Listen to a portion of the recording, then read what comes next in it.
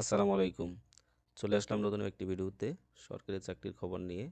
এখানে দেখতে পাচ্ছেন স্থানীয় সরকার পল্লী উন্নয়ন ও সমবায় মন্ত্রণালয়ের আন্ডারে পল্লী দারিদ্র্য বিমোচন ফাউন্ডেশন PDBF এ ২টি পদে বিপুল সংখ্যক লোক নিয়োগ দিবে সার্কুলার প্রকাশ করেছে।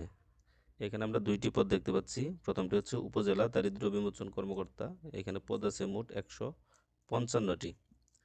এটা নবম গ্রেডের একটি চাকরি, প্রথম শ্রেণীর চাকরি।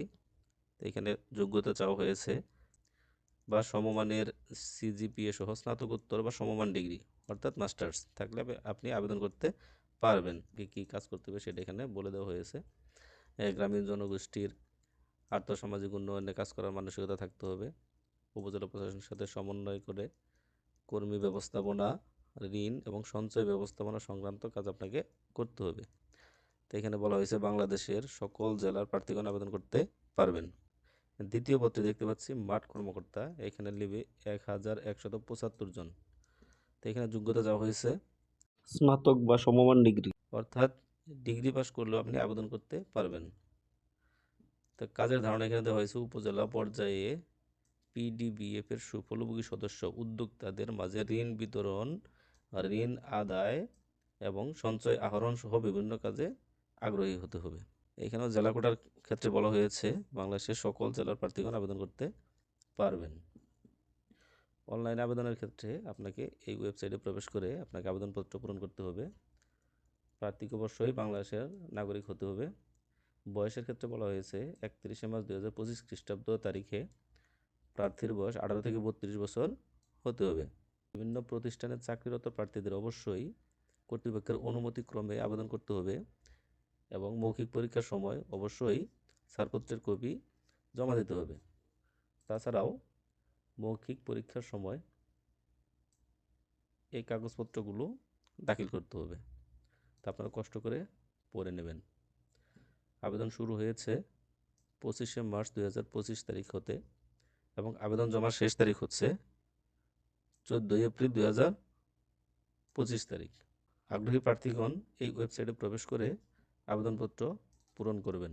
অনলাইনে আবেদনের ক্ষেত্রে ছবি এবং সিগনেচারের মাপ এখানে দেওয়া আছে। দেখেন ছবির মাপ হচ্ছে 300x300 পিক্সেল, সেটা অবশ্যই 100 কেবির বেশি হবে না।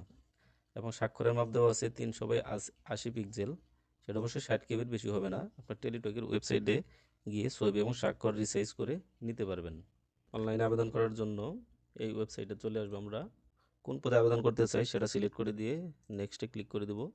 এখানে আমরা যদি টেলিটকের অল জবসের আইডি থেকে থাকে সেক্ষেত্রে আমরা ইয়েস দিয়ে ইউজার আইডিটা দিয়ে দিব, দিয়ে নেক্সট দিয়ে দিলে সবগুলো অপশন অটোমেটিক পূরণ হয়ে যাবে। যেহেতু আমি টেলিটকের প্রিমিয়াম মেম্বার নই বা অল জবসে আমার কোনো আইডি নেই, সেক্ষেত্রে আমি নো দিয়ে দেবো। পরে নেক্সটে ক্লিক করে দেবো। এখানে একটা ফর্ম চলে আসবে। এখানে যে যে তথ্যগুলো চেয়েছে আমরা ঠিক তথ্যগুলো দিব। পাসপোর্ট আইডি দেওয়ার দরকার নাই। তারপরে আপনার কোটা এখান থেকে সিলেক্ট করে দেব। ডিপার্টমেন্টাল স্ট্যাটাস, যদি আমরা APDBF এর কর্মরত থাকি তাহলে এটা ডিপার্টমেন্টাল ক্যান্ডিডেট সিলেক্ট করে দেবো, না হলে নট অ্যাপ্লিকেবল সিলেক্ট করে দেবো। ঠিকানার ক্ষেত্রে আমরা বর্তমান ঠিকানা লিখব।